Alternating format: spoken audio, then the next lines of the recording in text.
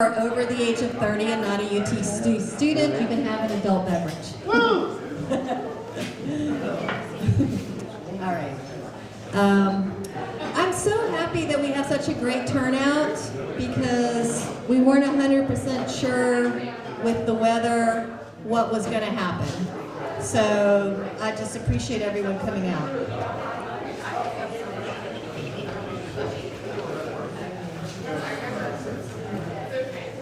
We have we have an extended lineup tonight. I saw Earl. Where's Earl? There he is, okay. So I wasn't sure if Earl was gonna make it, and luckily he is. So what the reading lineup is gonna be, we have a guest reader. Our founding Meacham director, Richard Jackson, is gonna go first. Woo! And then Earl Braggs is going to read, and then Tony Crock, one of our visiting writers, is going to read. Tony, raise your hand. Then Russell Helms, and then Kris Wharton will read. So it's a kind of a, it'll be a fun evening. Stay as long as you can. As I said, hopefully we'll have a little time for some conversation at the end. Aaliyah's going to introduce Rick, but first I just wanted to say, Rick is the founding director of Meecham, and it's been, some heavy shoes to fill, and he's been super supportive, which I've appreciated. He comes to the events, and that means a lot to me. And in this spring we will have our 40th Meecham anniversary, which will be, Rick will be one of the people there, and a lot of former students will be reading, as well as some of the I guess the greatest hits version of Meecham. Some people that have read before that are good friends of Rick who will come for our small pittance that we offer, will come and do some reading. It's going to be a big party. We don't have all the details yet. We're starting to talk about some things, but we do have the dates, which is in March, and I don't remember. It's on our website. Do you remember, Rick? Nah. Like 20th. Yeah, 20th-ish, like third week in March, yeah. So go ahead and pencil that in now, because it's going to be a lot of fun. And all right, and then I wanted to have Charlotte Caldwell, who is I call you the director. Is that what you are? The director of StoveWorks. We're so lucky to have this space. I mean, it's is it the only one in the South? No? No. It's only one what? It is one of its kind in Chattanooga, That is for sure. It is its only kind in Chattanooga, but we are very lucky. To me, it has, I guess, and it feels, it brings Chattanooga up to a more sophisticated city. It keeps it from feeling too small townish, bringing the arts into more of like what you would see in bigger cities. So I really appreciate all the work that the team does for that. And Charlotte's going to tell you a little bit about StoveWorks. Then we'll start the readings with Aaliyah introducing Rick Jackson. Hi everybody, I'm Charlotte. Thank you all for coming. StoveWorks is a contemporary art space. We have an exhibitions program, a residency program, and we have public programming that is designed to help deepen our experience of what contemporary practice looks like. Like the way y'all write, maybe, we're always communicating something deeper than just the object itself, just in the written word, right? Where there's a message embedded in all of these things that we participate in.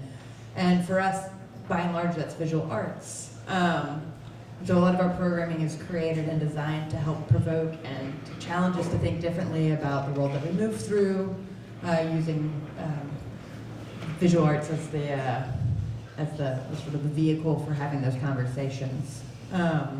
We're largely an artist-centered organization, but that also means that we also accommodate artists of different practices, different mediums.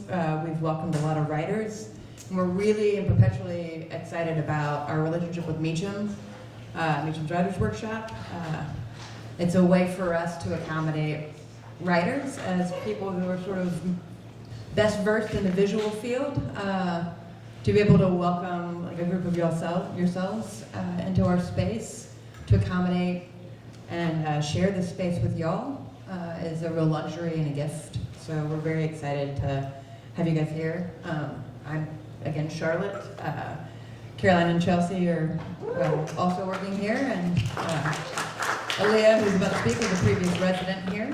And we're very excited about this. And if you have any other questions about our program and what we offer, we do a lot. So we're happy to answer them. But if I talked about it all now, I'd talk forever. So I'm not going to do that. But find me afterwards if you'd like to, if you have any questions. Thanks, Charlotte. Just real quick, just to follow up on two things Charlotte said, check out their website. They have 1 million events every month for free. I've done the urban bird watching, and they've got, like, I've gone to sometimes they'll have these like workshops where we learn how to do cool things, and they've got lots of stuff, the gallery changes.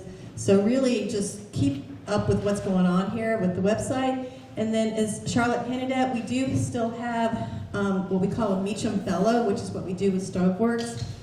We were in a transition this summer because we now have a group of people that are reading the applications for the writers applying to residencies here. Upstairs, there's a lot of residents. And those residents have the opportunity for a small stipend to do some work with us through UTC and Meecham, which is offering free workshops to the community. If they're here during Meecham, we have them read as well.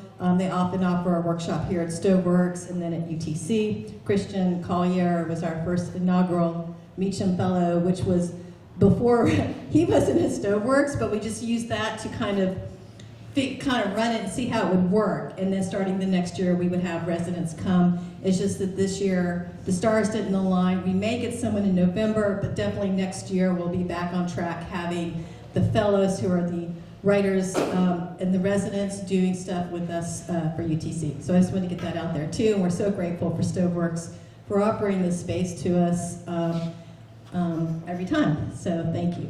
All right, let's go ahead and get going. We're going now.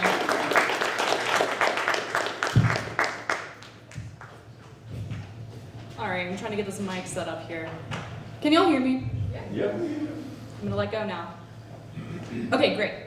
So I have the honor tonight of introducing Richard Jackson. As an undergraduate, I took his poetry course, and he, of course, blew my mind in the world of poetry, and frankly, also the world. And so I'm going to be reading his author's bio from his book, The Heart as Framed. Richard Jackson is the author of 15 books of poetry, including Where the Wind Comes From and Broken Horizons, and 12 books of essays, interviews, translations, and anthologies. He was awarded the Order of Freedom Medal for literary and humanitarian work during the Balkan Wars by the President of Slovenia during his work with the Slovene-based Peace and Sarajevo Committees of PEN International. He has received Guggenheim, Fulbright, NEA, NEH, and 2 Witter-Bynner Fellowships, a Perry Schooner Reader's Choice Award, the Crazy Horse Prize in Poetry. He is the winner of 5 Pushcart Prizes and has appeared in Best American Poets as well as many other anthologies. He's also crossed out a lot on here, but this man is very accomplished. So this is the redacted version. His poems have been translated into 19 languages, including books in Slovenia and Barcelona. His books and chapbooks have won numerous awards, including the Juniper Prize, Maxine Kumin Award, Cleveland State Poetry Prize, Choice Award, Aggie, A.G., please forgive me, Award, and others. He has given hundreds of readings and lectures in the United States and abroad, from Hong Kong to India to Israel and Eastern Europe. He has taught at the Iowa Summer Festival, the Prague Summer Workshops, and regularly at UT Chattanooga since 1976, where he has directed, and we are ever grateful to, and still directs, the Meacham Writers Conference. He has taught at Vermont College of Fine Arts since 1987, winning teaching awards at both schools. In 2009, he won the AWP George Garrett Award for teaching and writing. He also edited over 20 chapbooks of poems from Eastern Europe. Please welcome to the stage, Richard Jackson.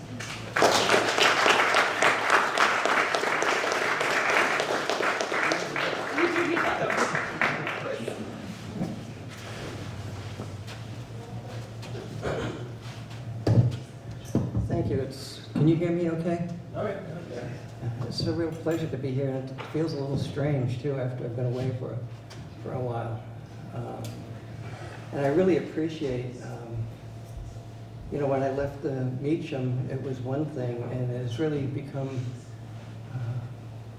something else. Sybil has really taken it to another level, and I think that that's really commendable.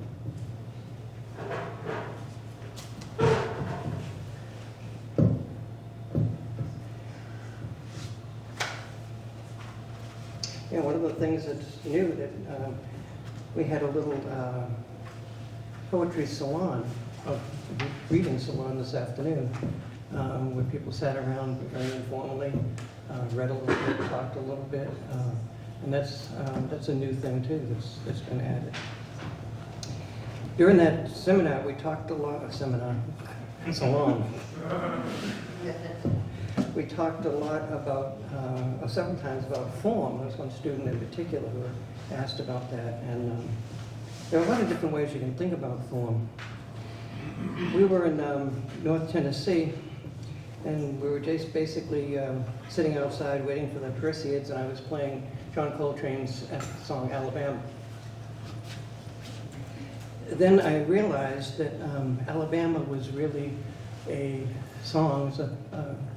It's incredible. It's only about 4.5, 5 minutes, and it's a piece where he, in the music, in the jazz piece, tries to imitate MLK's eulogy for the kids that were killed in the Birmingham's church bombing.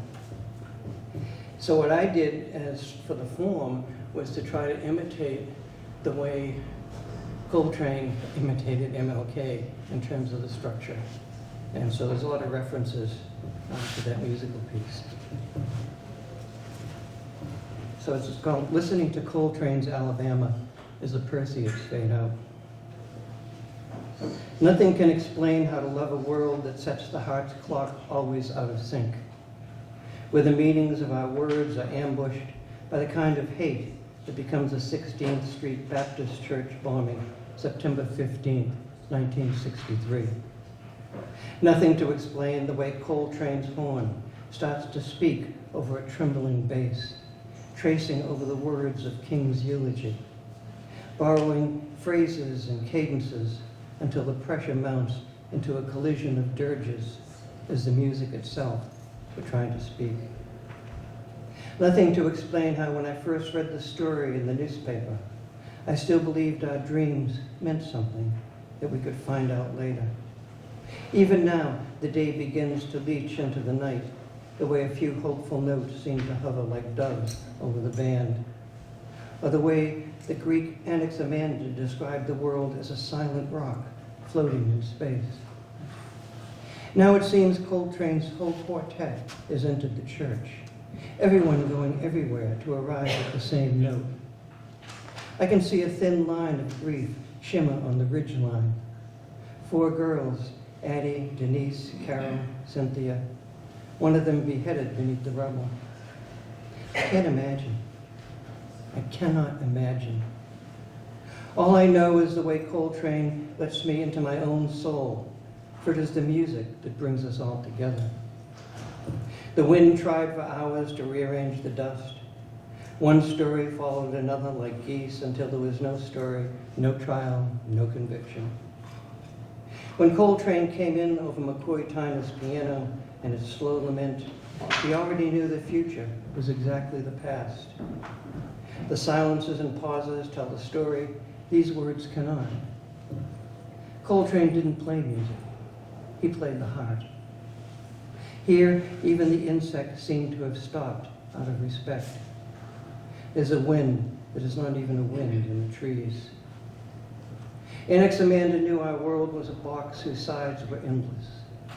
Coltrane knew our world was the church whose sides collapsed. Alabama. Alabama. All he needed was that one word, rolling down the register and trying to lift itself at the end with a desperate sigh. I'm writing this just north of the state of Alabama.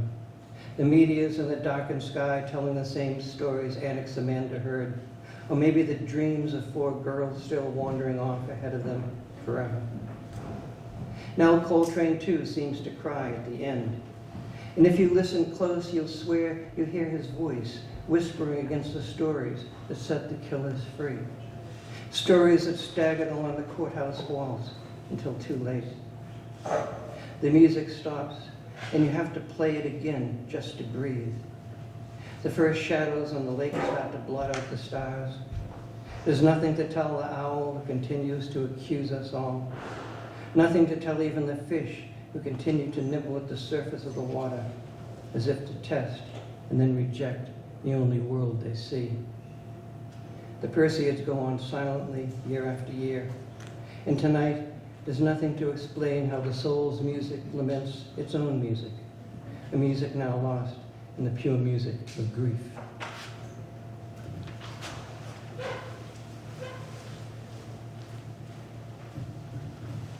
Okay, and I'm going to read one other poem. By the way, when Coltrane first played that in New York City, he did not tell the rest of the band members what it was about. So it was totally extemporaneous. So, as you said in the introduction, I worked for a while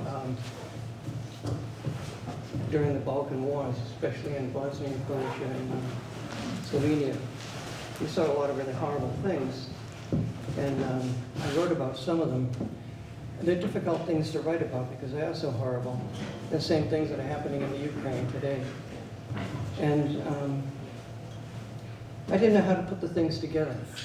And at the same time, for a class that I was doing at UTC, I was reading Horace, of all people. And one of his odes, the Cleopatra ode, struck me because what he did, he starts off being very critical and pretty descriptive about Cleopatra. And then he kind of has a change of mood in the beginning as he pulls away a little bit and analyzes it. And by the end of the poem, he's completely reversed his position, which is typical of what an ode does. You know, it's a lament, but a lament that finds a solution, basically. So this is called Objects in the Mirror, but closer than they appear. Why that title? There's a reference to objects in it, but I never used to know what to put for titles. A friend of mine, Marvin Bell, once said, just take 5 lines up from the bottom, the last 3 words. And it works a lot, actually. This one I was just driving along trying to figure out something, and I just looked in the side view mirror, and that's basically what it says. Because the dawn empties its pockets of our nightmares. Because the wings of birds are dusty with fear. Because another war has eaten its way into the granary of stars. What can console us? Is there so little left to love? Is belief just the poacher's searchlight that always blinds us? And memory just the trace-arounds of desire? Last night, under the broken rudder of the moon, soldiers cut a girl's finger off for the ring, then shot her and the boy who tried to hide under a cloak of woods beyond the Kosovo town. Listen to me. We have become words without meanings, rituals learned from dried riverbeds and the cellars of firebombed houses. Excuses flutter their wings. Another mortar round is arriving from the hills. How long would you say it takes despair to file down the heart? When this morning you woke beside me, you were mumbling how yesterday our words seemed to brush over the marsh grass, the way those herons planed over a morning of ground birds panicking in their nests. When my father left me his GI compass, telling me it was to keep me from losing myself, I thought where it had led him, it would lead me. Today, beside you, I simply remembered the way you eat a persimmon and thought it would be impossible for each drop of rain not to want to touch you. Maybe the names of these simple objects returning this morning like falcons will console us. Maybe we can love not just within the darkness, but because of it. Ours is the dream of the snail hoping to leave its track on the moon. We're sending signals to worlds more distant than what the radio astronomers can listen for, and yet what? Maybe your seeds of daylight will take root. Maybe it is for you the sea lifts its shoulders to the moon. For you the smoke of some battle takes the shape of a tree. On your balconies of desire, in your alleyways of touch, each object is a door opening like the luminous face of a pocket watch. Maybe because of you, the stars too desire one another across their infinite, impossible distances forever. So that it is not unthinkable that some bird skims a narrow sky where the sentry fires are dampened, where a soldier stacking guns in death's courtyard might look up and remember touching some story he carries in his pockets. A morning like this, blazing through the keyholes of history, seeing not his enemies, but those lovers, reaching for each other, reaching towards any of us, their words splintering on the sky, and the gloves of their hearts looking for anyone's hands. Thank you.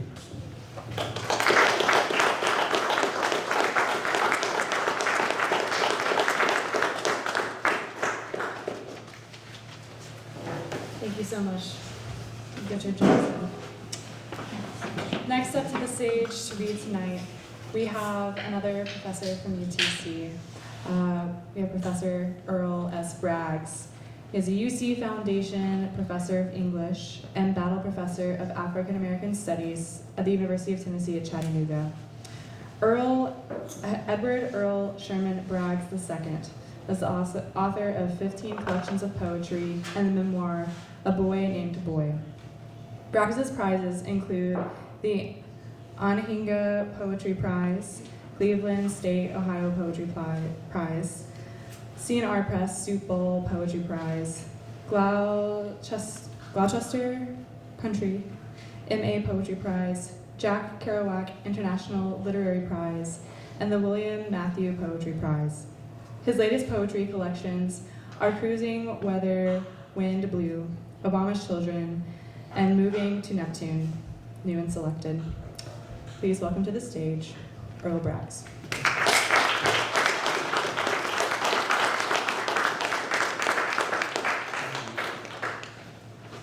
So I'll start off by saying my voice is leaving me, so I'll try to get through this. But I'm not as famous as Mr. Jackson, but I'm just as infamous. I think you had that reversed. No, that's right. I saw my description right here when I was sitting over there, and I saw the description of myself right here. It said soul food. So I think I'll steal that title for myself. Tonight I'm going to be reading one poem that's a little bit long, and it's an aphractic poem. And the speaker is a 15-year-old girl. Aphractic because it was taken from a photograph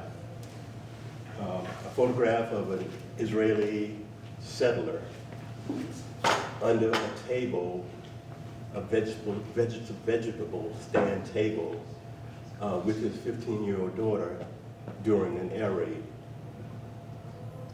And in the poem, the air raid is described as someone wearing a suicide vest. And when the suicide vest detonates, a raid of planes come out and drop whatever they drop upon these settlers. There are approximately 400,000 settlers, mostly in the West Bank and East Jerusalem, among 2.5 million Palestinians. The poem is called Poetry Girl, Late for School. On a road crossing the desert pastures of Palestine, a no-stop street stop sign stops foot traffic in its tracks, turns with holy quiet anticipation, laces up tight one tennis shoe instead of two, unbuttons the top button of a suicide vest, and blasts ugly, dead red music noise breaking a cloudy day into weathered moments, into arithmetic problems, unsolvable, as the cockpit radar of an airplane air raid drops pockets and pages of upside-down, blood-red altered images of school day. Everyday desert sunshine blasting each of us into no school bus ride today, suicide, spilling slow red cold blood onto the warm walkways of a dry September day. The rage of an air raid permeates the air as an ugly smile on a face, an array of dull, cracking sounds. We listen to the earth shaking ground we now attempt to stand upon. Balance is a ballet dance. We are settlers. Sirens do not wail for us. My name is Naomi, but the name this world gave me and us is nobody.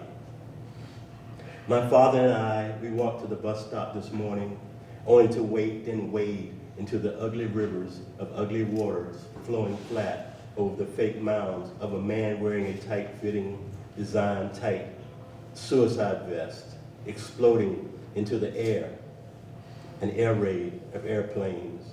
A bad man pilot navigates a good look, disguised by the makeup of a made-up, pretty woman wearing blood-wet lip gloss and eyeliner the color of a thunderstorm. Everywhere I look, I do not see fresh green, kale green, butter beans blasted in and out of sight into the shape of split peas, still green between the east bank and the west bank of no river to speak now of. Market day morning at the market, blown up beyond ordinary. Market square, too confused to refuse to look at the true market square value of fruits and vegetables in the shelf life of human life. The blank-faced marketplace, completely unaware, without being completely unaware of the ugly weather love of a cloudy, maybe it won't rain again today, precipitation. God must still be asleep, and Abraham must have forgotten that the day is a school day. We keep still, my father and I, shaking like a leaf without a tree. We stranded beneath a vegetable stand table, watching because we can't afford to look at or under the overripe avocados decided to implode, then explode into a 20-minute cook time of an unreasonable recipe. Green guacamole camouflaged itself in a bed of green cilantro that does not know which way not to go into a row of war-wilted rumors. Parades of green onions mowed down like grass, yellow onions diced, sliced twice like a salad. Cabbage blasted into a bowl of coleslaw, no mayonnaise required. Cucumbers, stalks of celery, olives, white grapes, all bleed red, dead red potatoes, dead chicken feather broth, tomatoes red, yellow, and green, stewed into dead homemade soup. harmonics, the music, the morning menu of an unlucky breakfast we keep perfectly still. My father and I beneath a vegetable stand table. I can feel the fear in the length of my father's beard, longer than my life. His wife, my mother, a woman my father loved beyond mistake. Everything now so wholly unreal. The air smells like dead people's smoke. My Timex watch chokes to tick, then tock. I am late for school.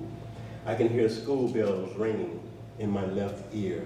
Beneath this vegetable stand table, life is a sacred step-stop stone, like lived in a town of 2 gods and 1 moon. Soon seems not to know how to forget or forgive. How can any God ask anyone to settle for this place where children fall, children stay? Between air raids and borders and bombs and bullets and roll books that pencil out randomly our names. My name is nobody. I am 15 years old. I'll be 16 in a few weeks if the war table decides to turn and not decide it's my turn to turn up dead. I'm Jewish. I'm a pretty girl without makeup my father does not allow. We are settlers. Sirens do not wail for us. We settled without notice into the sounds of this war auditorium music. My mother, dead. I remember the colors of her dresses. I remember the way Mama walked, the way she paced the periphery of a room. I was 5 when the war-weathered desert sand blasted the sharp edges from the angles of her beautiful face. Mama's spirit is still here with us. Even the legs of this table cling to our despair, disguised as hope. We're watching apples trade market price value with 100% orange juice cans rolling down the sad, shady side of sliced up life of a bicycle frame with no front wheel to see the back wheel still spinning, spinning slower and slower, but never will it stop turning over the dead faces of no promise of peace on this earth. Blasted, totally blind, a sacred man pats the sacred ground around his sacred left foot, looking for his wedding ring finger. Everywhere, iceberg lettuce burns in place. God-awful smoke music, playing a free concert for the dead and the dying, shaking. We stay perfectly still, praying into the eyes of invented hate, crammed perfectly into the perfect pockets of the price of a nylon suicide vest, air raid. Late for school again, me, the poetry girl, dressed in a plaid school skirt, kneeling, not praying to either God. I am playing with the no red other color in the length of my fingernails. Me watching the window of light from beneath a vegetable stand table, not able to stand up. I love rap music. The words know my name when the words listen to me. My name is nobody. They say a 6-day war made me illegal to love. I love the artwork of rap music, the salt deep disputed, Dead Sea, too deep dead to recognize me. I am a West Bank village Israeli Jew. My view, the loose love of Palestinians. I love the artwork of rap music, not the religious reasons I am aerated on my way to school. This morning, there will be no first period poetry class today. There will be nothing today but the scattered morning of sheets of notebook poetry paper, scattered like meteorology of a dead red, no rain today rainbow, skyrocketing across what has never been a bulletproof sky. My father and I, we are settlers. Sirens do not wail for us. Thank you.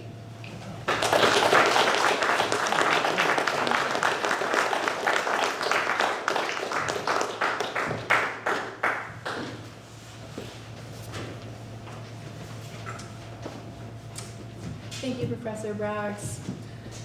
Next up tonight, we have a visiting writer. This is Tony Crock. Tony Crock's first collection of poetry, Living in the Resurrection, was the 1994 selection in the Yale series of younger poets. He has subsequently published several additional collections, as well as works in a number of different genres, including drama, short fiction, and children's books. Wow, okay. His work has appeared in several journals, Paris Review, Virginia Quarterly Review, and Georgia Review, and has been featured on NPR and on public television networks in Georgia and Kentucky. Among other recognitions, he has received fellowships from the National Writers' Voice and the Centrum Center for Arts and Education. He has taught at the universities of Virginia, Montana, Alabama, Birmingham, and Murray State.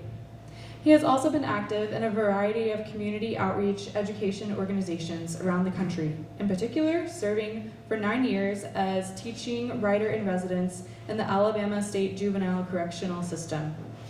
In his second career in clinical mental health care, he has specialized in addiction treatment and recovery, and recently concluded a 5-year appointment as a psychotherapist in a residential facility for formerly homeless persons with co-occurring mental health and substance use disorders in St. Louis, where he currently lives.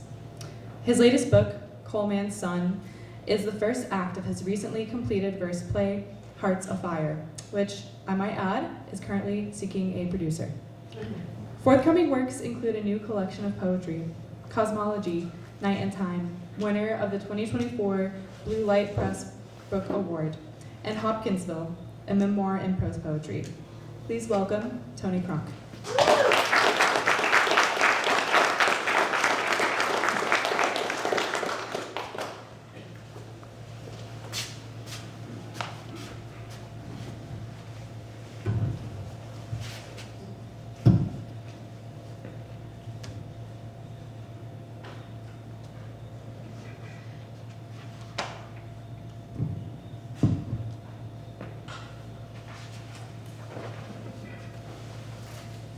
Coal Man's Son, a testimony. Psalm 102, verse 7. I lie awake, I am like a lonely bird on the housetop. One-eyed bone sees all you do. Blind crow tells it. Old scratch fiddle plays a tune. Old poorcoat dances.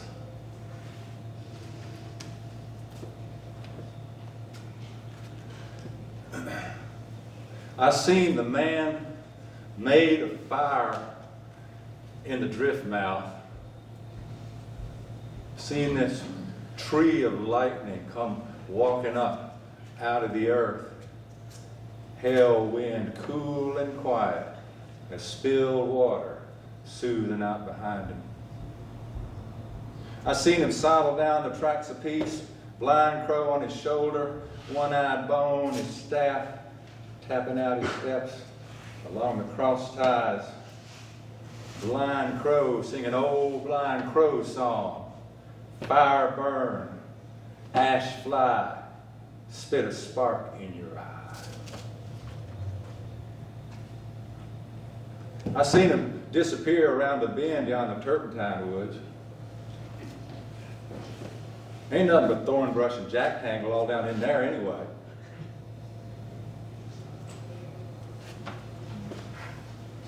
Sun goes down, man made a fire be up and about. Come down the road, looking in the windows.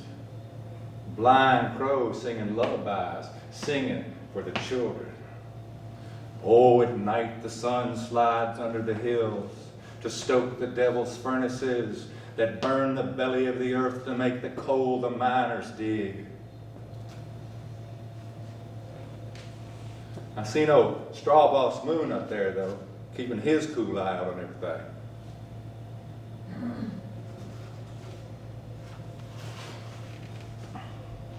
Man made a fire say, blind crow, bird of my grandfather's bones, tell me, what does the hell wind say, soothing out the drift mouth, cool and quiet as spilled water? What does the hell wind say?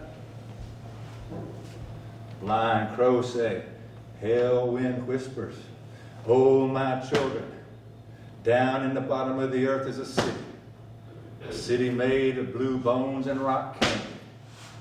Down in the flint rock, down in the coal break, down in the earth fire, this is where your fathers go down. This is where they go down. Man made a fire say, oh my, one-eyed bone. Hole in the earth so deep, could be grave for many a man.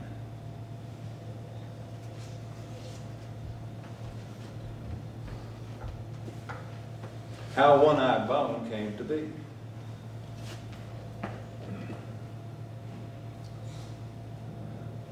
Flame from the drift mouth. Then look up and see overhead. Man made a fire up there, riding the back of old blind crow, just circling and circling. And then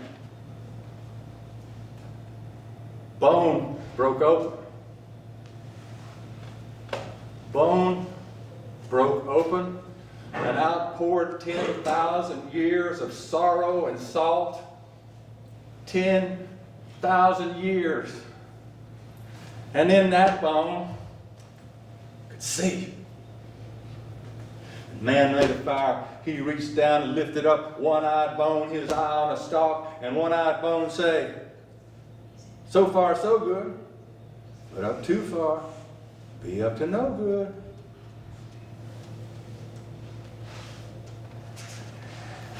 Man made a fire, say, one-eyed bone, go down in the earth, come back, tell me, what do you see?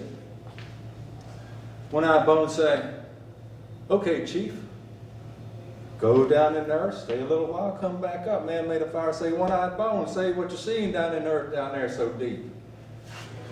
One-eyed bone say, oh, I seen a plenty down in the earth so deep. I seen the devil's butcher shop. Sign in the window say, meats and bones, fresh meats and bones.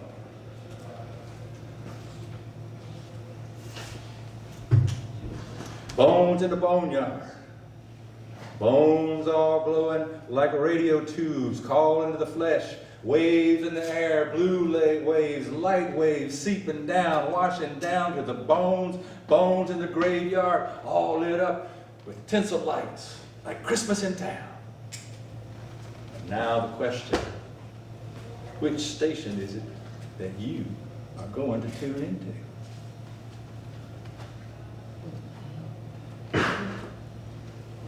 If old blind crow, that old iron bird, come tapping around your corner some evening, hat in his hand, wanting to sell you a ticket to a midnight carnival, you best just turn that old bird away. If you hear thunder in the night, that'd be old blind crow down in the graveyard shooting dice, spitting for luck every time he rolls them old devil bones. If you hear a lost hound baying all out up Dry Branch, that might just be a lost hound baying all out up Dry Branch. But it might too be old blind crow off in the brushwood, wailing out his grief for all the lost worlds here and to come. That old one-eyed bone told him he seen.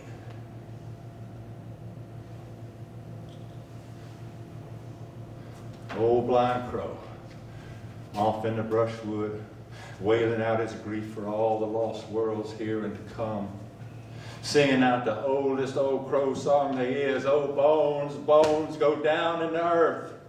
Line up the boxcar caskets mile after mile, no end in sight. Bone train going down the manway, down the hole at the bottom of the earth. No end to it. No caboose.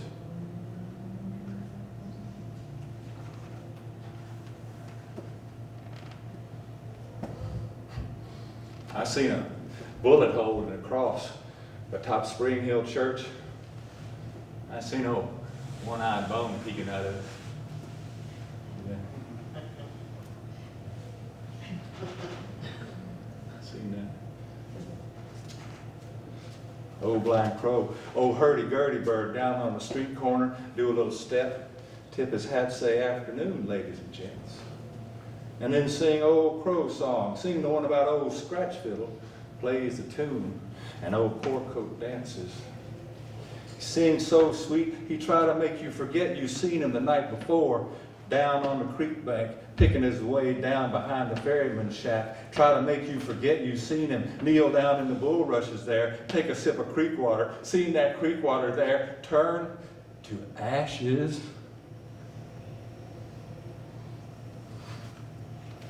A man made a fire stop me in the road one time, say, anybody here want to dance this dance?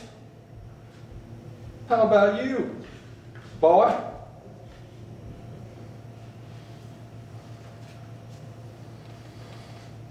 Bone in the Holy Ghost, bone in the flesh, bone in the mud meat, rattling bone, clattering like dirt on a coffin lid, one-eyed bone, say, oh, what can hold the darkness out? Bones and nothing but, only the rim bones of nothing hold the dark out, only the cage bones of night.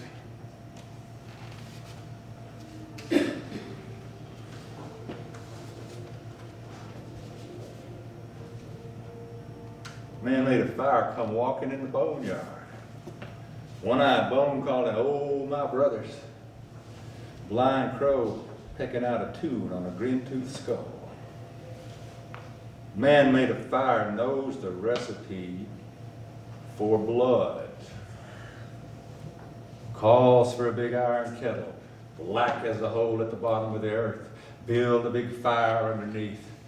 Man made a fire say, blood is love and a fistful of mud.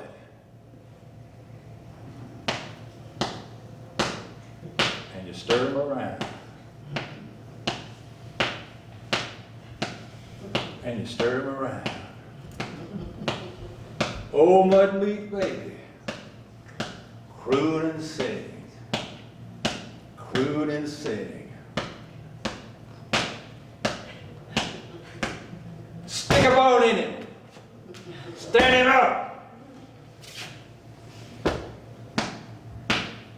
Oh, mud meat baby,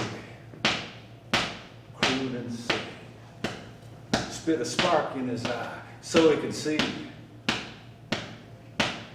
Spit a spark in his mouth so he can speak. But don't spit no spark in his ear. Ain't nothing worth saying. He needs to hear.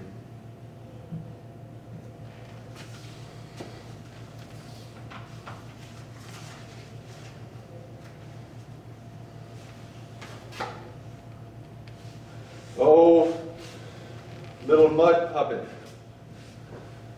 blood boy, needs him a name. Look at him, dancing. Think I'll call him God Jesus.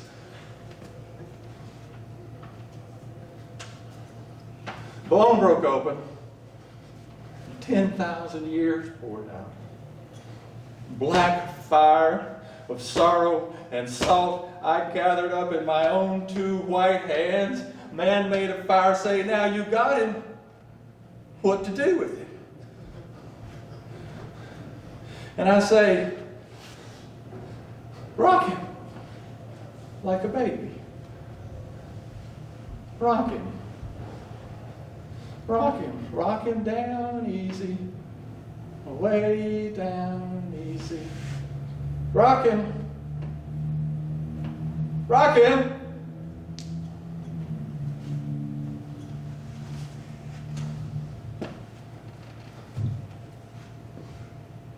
God, Jesus, mud baby say, goodbye, mother, mother bed. Hello, father, father coffin, short life of trouble in between. God, Jesus, blood boy say, oh, travel light in this world, rest well in the next.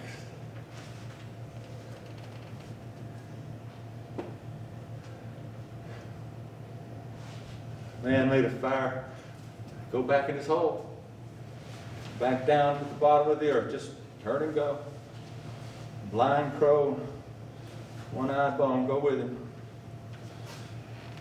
A ring of fire around his feet, black pool of fire around and around, just circling and circling, and then down they go, down and down.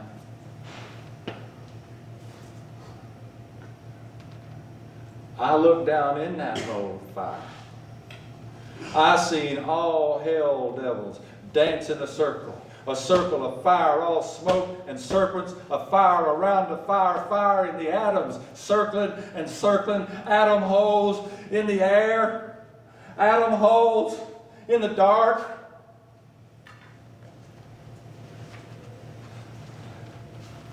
Bone broke open, sputtering black fire spewed out, empty.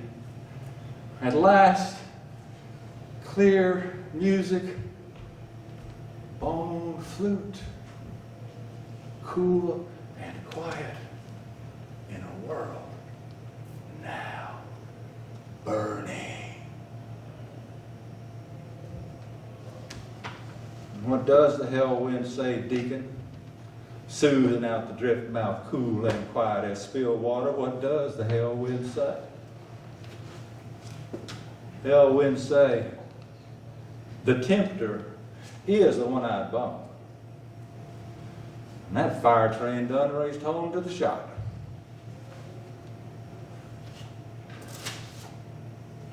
Bone broke open, began to speak.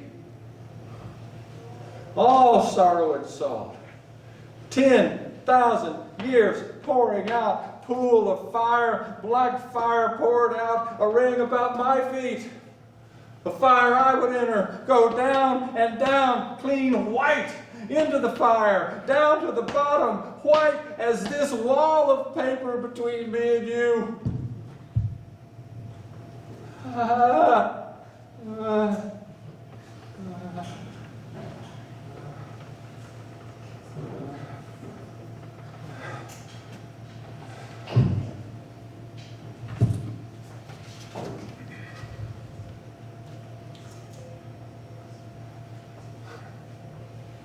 Drill 2 holes in my coffin lid. If the devil slips in one, I'll slip out the other.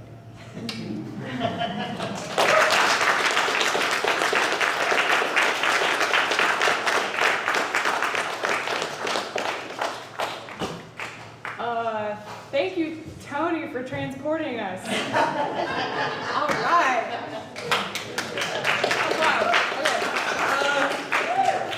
All right. But we're not done yet, folks. Next up to the stage, we have Professor Russell Helms. He is the winner of a Best American Short Stories nominee, winner in our hearts, and a Push Cart nominee He holds a lectureship of English at the University of Tennessee at Chattanooga. He has published dozens of short stories and is the author of 4 novels. 1, The Ground Catches Everything. 2, Fade. 3, sorry, the numbers aren't part of the novel. I'm probably confusing everyone. Let me read the last 2. Red Cup, The Impossible Bookstore, and a novella, Sympathy.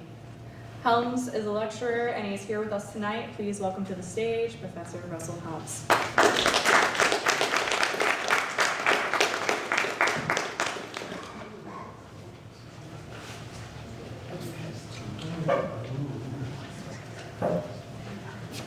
Hey, thank you, Tony.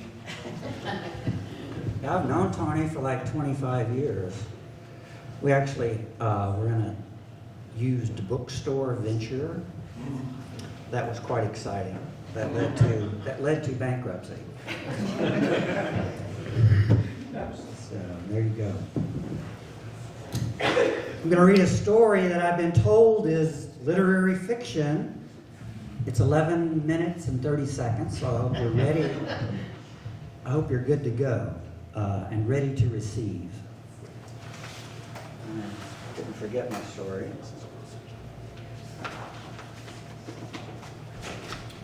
All right. This is a fairly simple story.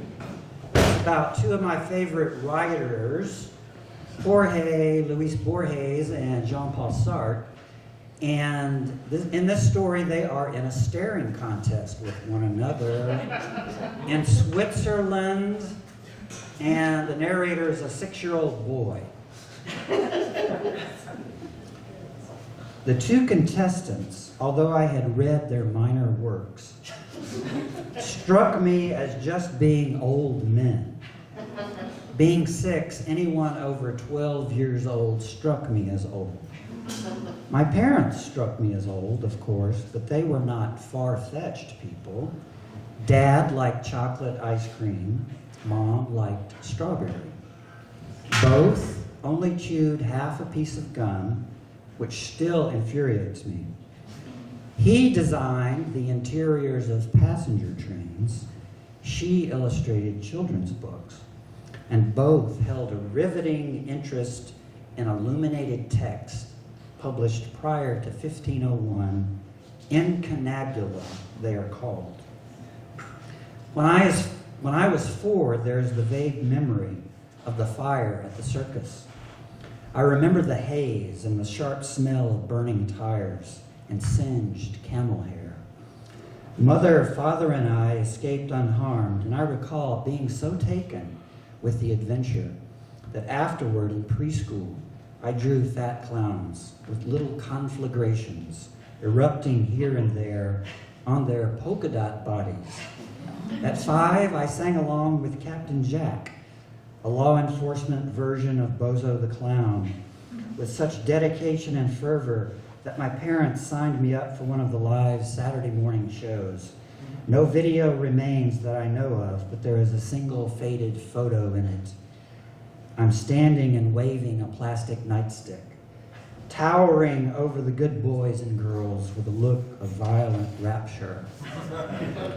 At age 7, I broke both arms, falling from a switchback on a steep trail in Oregon.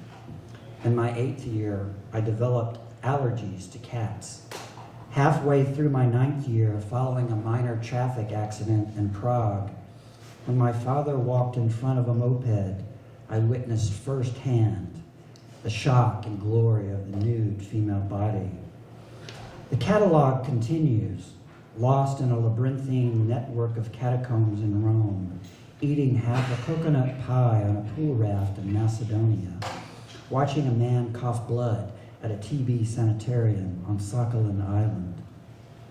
All memorable events, courtesy of my down-to-earth and incunabula-loving parents, but none as curious as the staring contest between the taciturn philosopher Sartre and the self-effacing metaphysical fictionist Borges. The staring contest, and that is precisely what it was, we learned about at the snappy University of St. Gallen, revered by my parents for its proximity to the famous Abbey Library of St. Gall and its devastating collection of printed medieval texts. As the story goes, my father was in the midst of a decade-long rapture with a circa 10th century manuscript of fear and lore set in the Glagolitic alphabet. A folio from said manuscript resided at the Abbey. Being the not far-fetched people they were, my parents merely stumbled into the staring contest. This would have been 1969, and Sartre would have been 64 and Borges 69. It was Mother who learned first of the event between Jorge and Jean-Paul from an invitation card found on a reading table in the University of St. Gallen Library. The contest was to take place in the Abbey Library, located in the center of the city along the Klosterhof, where among other deliciosos resided the Codex Sangalensis 18, an Uncial manuscript of the New Testament, dated to the 9th century AD. After checking our persons at the main entrance, we sauntered into a 2-story hall, the ceiling covered in frescoes and gilded nobby-wobbies, towering over a patterned parquet floor. The smell of vellum, my father said, was magnificent. Mother actually cried, gazing at the rare books behind sparkling glass. I stood apart examining one of the special display cases, housing a folio of the Codex Marianus, on loan from the Russian State Library in Moscow. Just beyond was a table with a pitcher of water, 2 glasses, a small silver bell, a small crowd already gathered. Mother, who was as lithe as balsa wood, with burnished brown hair, wore a tidy red dress with a gathered waist and black belt. Father wore his usual corduroys and a light wool sweater. Outside, everything was green, green, green, with a bright, welcoming sun looking down. Me, I was just me, a pinched brow, I'd been told, sprayed with freckles like Mother. I was wearing a hideous pair of maroon shoes with buckles. The contest was scheduled for 10:30, and there was an air of excitement in the crowd, most wearing turtlenecks and smart dresses, with students in jeans and colorful sweaters. A few old professor types with long beards stood about with hands behind their backs. Mother and Father had weaseled their way to the inner sanctum, and I slid among the bodies, soon joining them.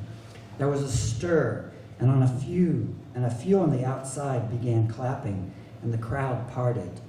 A tall, thin gentleman wearing a linen blazer and horn-rimmed glasses preceded 2 older men, who I presumed were Sartre and Borges.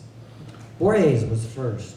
I knew that he was blind, and he was being gently led by a woman with Asian features. My parents began clapping, and then so did I. I suddenly realized I had to pee, but I didn't want to miss anything. A staring contest, no less. Borges was as tall as my father, about 6 feet, and wore a radiant blue suit with what seemed a fancy tie. His hair was gray going on white, and I noticed most his droopy right eye. A slight smile lingered on his lips, as if he had already won. I wondered about the fairness of a blind man in a staring contest. Sartre was surprisingly short, his dark hair neatly combed back, and he sported a black suit with a black tie. He wore black frame glasses, a mole on his right cheek. He seemed all business and kept looking up at the painted ceiling as if it was his first visit. After the applause settled and each had taken places opposite one another, with the table between them, the tall, thin gentleman cleared his throat and spoke. He announced, this was the 3rd in a series of staring contests, the last being a victory of historian Peter Laslett over novelist Mikhail Sholokhov, the battle having taken a mere 90 seconds. ending when Sholikov sneezed. He then announced the rules, which were just as I expected. The two were to stare at one another without blinking. The first to blink was the loser. He then introduced the two, noting that Sartre had refused his Nobel Prize and that Borges was most certainly next in line. He then asked if the two would like to comment on the occasion, gesturing first to Borges. His companion tugged his sleeve. Borges spoke only a sentence in Spanish, which I did not understand, but later learned from Mother was something akin to, man creates man in his own image, using only his imagination and dreams. A possible reference to his story, The Circular Ruins, which Father had memorized. Next was Sartre, and he too was brief, speaking in French. I had hoped he would say, hell is other people. But his line was more or less, let's get it on, which created a titter in the audience and once explained to Borges, brought a smile to his face. The contest would begin and end with the ringing of the bell. The tall, thin gentleman then leaned over and gave the bell a quick rattle. The contest was on. I couldn't help but dart my eyes back and forth between the two solemn faces, looking for the blink. Borges had narrowed his eyes, his right eye nearly closed. However, Sartre seemed to have widened his, taking on the appearance of a bird with large pupils. The crowd remained silent. A complete absence of sound ensued, with all of those looking on, with all of those books looking on. I imagined that the books were holding their breath, and soon realized that it was I who was not breathing. I glanced at my Cartier watch and noticed that a minute had passed. The two men resolutely held their ground, staring not at each other, but in each's general direction. The woman with Borges fidgeted, a look of alarm on her face. I glanced up at Mother, and it was as if she were watching a beheading, a frosted look of horror that someone would have to lose. After 2 minutes, both men shuffled their feet. Borges touched his nose. My mind wandered, thinking of the sun on the Acropolis and of a milk candy I had had there. For some reason, I shoved my hands in my pockets. In damnation, the bell tinkled at 3 minutes and 40 seconds. I had missed the blink and first looked to Father, but he had forgotten me, I think, and it was him who began the applause. There was a stirring of bodies, and before you know it, Borges and Sartre were headed back down the long hall, no doubt to have a pint at the local pub, or perhaps to catch an aeroplane. Thank you.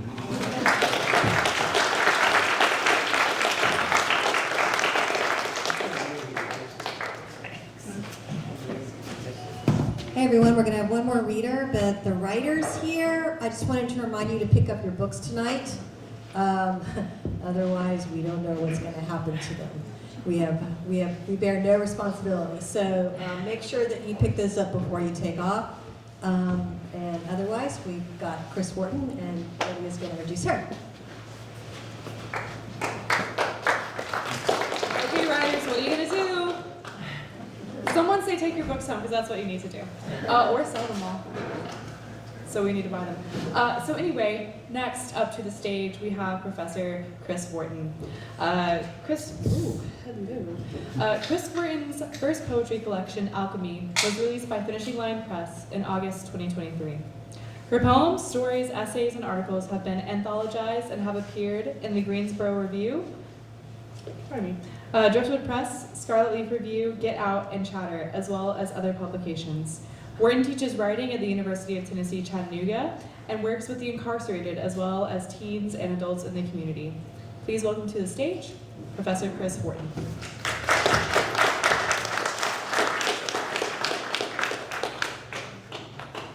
Thank you. Thanks everyone for being out here, and Sybil and your student helpers, thanks for all your effort. Thanks Charlotte and StoveWorks for hosting us.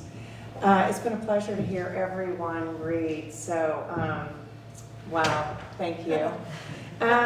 So I'm just gonna read a couple of pieces from my collection, Alchemy, and then I probably will read one if there's time from a collection I've just sent out. Oops, let's see what happens with that. So this first piece is called Haze. I just came back from Arizona, that's where my parents live now. And it always seems like it's fire weather out there. So haze. This morning, tornado weather. The sky a peculiar flat blue. No clouds, no wind. A stillness not unlike the careful way you move through your parents' house now. Afraid of the comments. Masks are a burden. Fauci's a liar. Gas is too high. Electricity's expensive. Their world is the worst it's ever been. You can't see the cacti on the mountainsides. Is it smoke haze? The desertscape is burning. We're using all the water, ruining our sky, ourselves. Your world is the worst it's ever been. You wake with a headache each morning. From the pillow, air pressure, the stress of not saying what you think, of watching your parents become theirs, you become them. I was thinking about Elizabeth's comment about kind of avoiding, as I remembered Elizabeth, avoiding metaphor and simile. And I have this poem that I'm just going to say that I realized at some point after the events in this poem that it was actually the experience of my first marriage. So that's it. Face first. I lean through the open door of the plane and am suddenly falling, not jumping so much as abandoning myself into a headlong face-first plunge, into wind that rushes in and grabs me, roaring, roaring, holding me closer than I want to be held. As I fall, strapped to a man I only now realize I barely know, I fall and scarcely notice that I am rushing toward my earth, except for the small but ever growing larger mosaic, like a many-colored map or pattern whose arrangement is as mysterious as what my future holds. I turn my head from side to side as if I will spy some other place to go, to read where I have come from. Where am I going? But the wind won't let me think. There is nothing to hold on to. Not even the man I'm certain I wouldn't recognize if we met on the street. I feel no closer to earth than I was before jumping, but I know I am closer because the gray bands of highways and roads are no longer strands of thread. They are wide and clear as warning signs. Arcs of sunlight thrown from the metal of cars and trucks reach up to me and far above me, even beyond the plane. As I fall, I find myself in a sphere of silence, somehow close to the one I should know, somehow like the one I walk and breathe in. In the quieter place, trees become as individual as the houses they surround, and I am closer and closer to home, thinking I understand what comes next.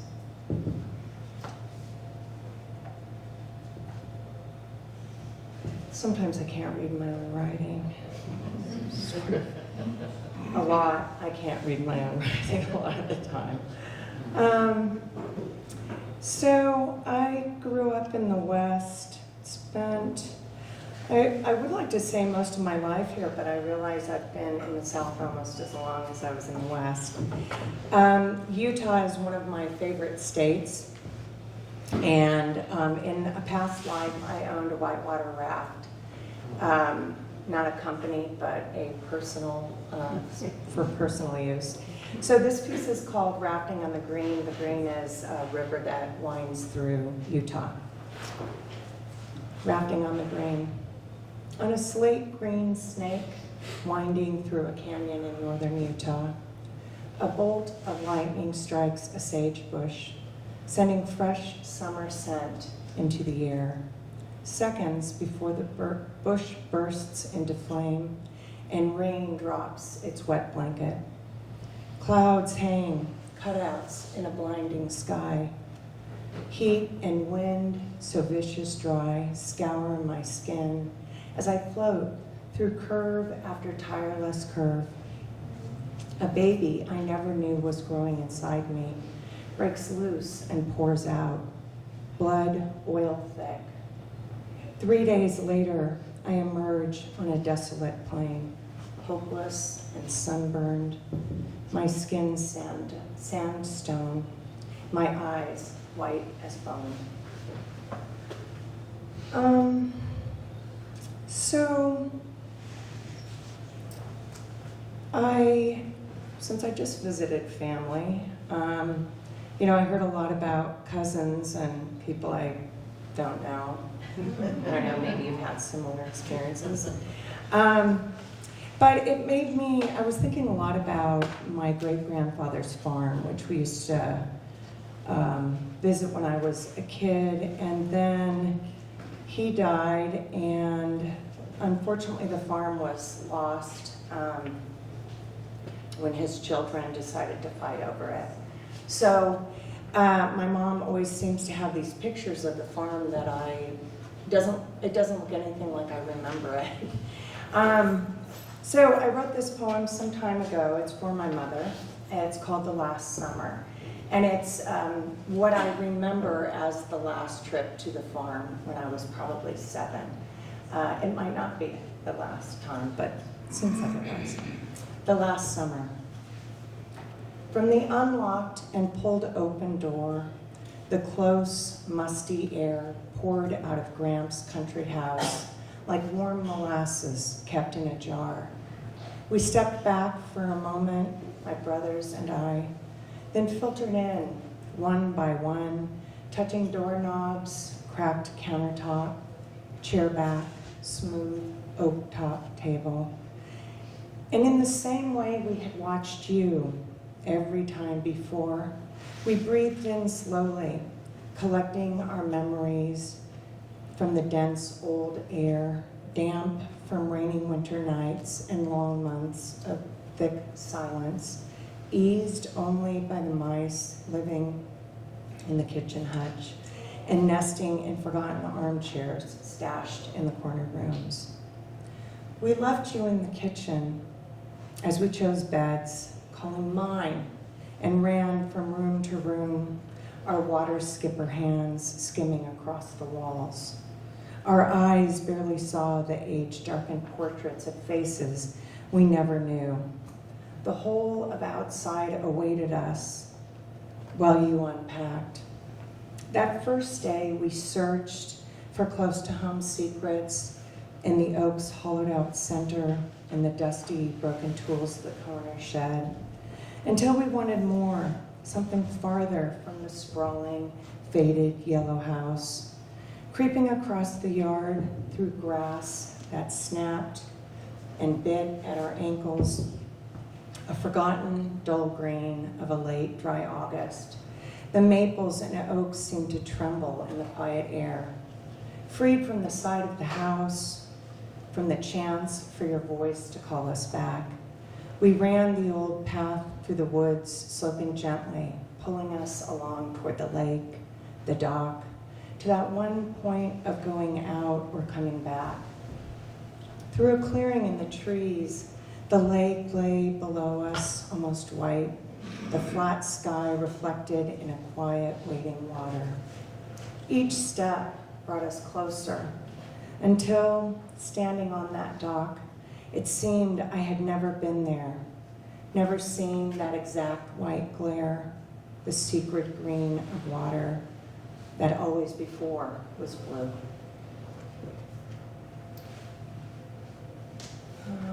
I think I'll finish. The new collection I've got out is called, tentatively, Everyday Omens. Everyday Omens. So this is the titular poem. 5 golden planets and the moon loom in the sky.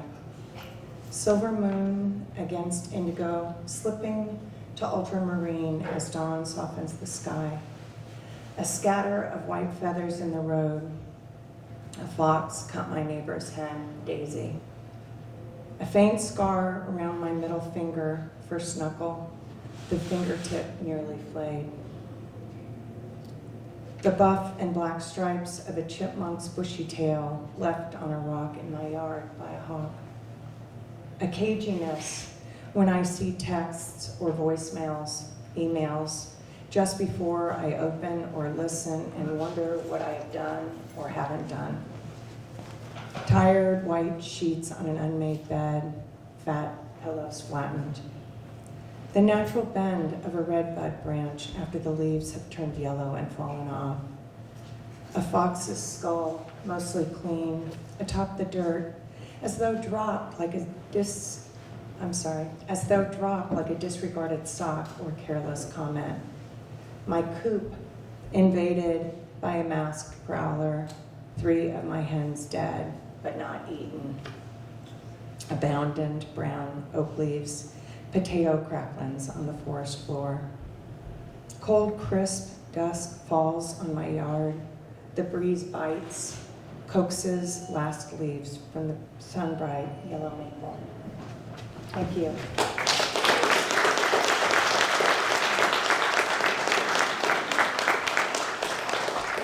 Thanks everyone for a super wide-ranging reading, which I think was great, really mixes things up.